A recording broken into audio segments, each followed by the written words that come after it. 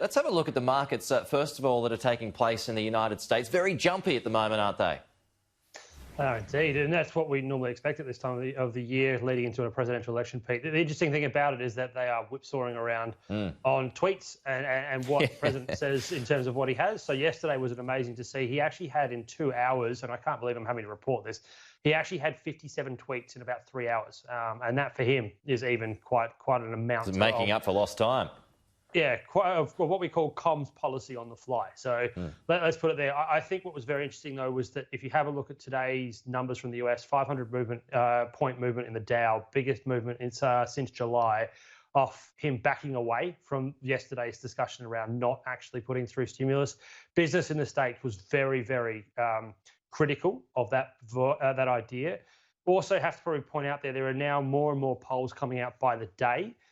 And the big ones to come out last night were out of Florida, Pennsylvania and Iowa, clearly purple states that matter. And they did show that Biden is inching ahead in those purple states. Not by much, but he's continuing to gain about 1 percentage point each time these polls come out. And his movement in Pennsylvania and Florida particularly, I think also what markets are alluding to. You can see that they're probably starting to bake in the idea that the House will be taken probably by Biden. What they're concerned about is whether or not you get the House is taken by the Democrats, but the Senate remains held by the Republicans, and you get a stalemate and sort of brinkmanship similar to the back end of the Obama administration. And out of all that answer that I've just given you, the other thing to be aware of is that the volatility index in the US, although it fell 4.9% last night, it's at 28.9, which is basically where it got to at the back end, almost the very end of the first wave in June. So volatility in the US is very up. And as you said, the markets are incredibly jumpy, and I expect them to continue to be so for the 27 days to go before we get to the 3rd of November. What about our markets at the moment, Evan, and particularly they seem to like the budget yesterday. Will that be long term?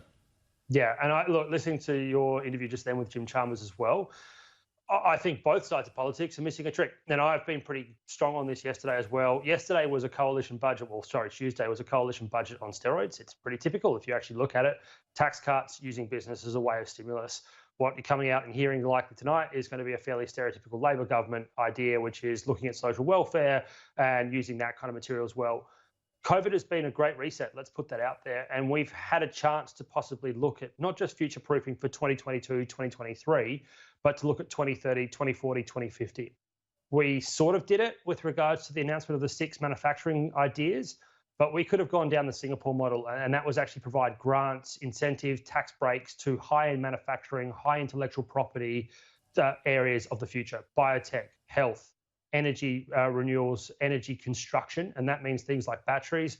If you have a look, some of our biggest competitors overseas, somewhere like Brazil, somewhere like Argentina, that are in that area of actual digging stuff out of the ground like we do, they're now looking at basically making sure that if they pull it out of the ground, they want to use it to manufacture. And Japan is looking at that quite closely. So they're pulling lithium out of the ground over in Brazil. They're now actually thinking of refining it there as well, and then turning it into batteries. So that is something that we could have done here with grants, here with stimulus, that could have been above and beyond what we're doing with regards to tax cuts, with regards to looking at using business as a way forward in infrastructure.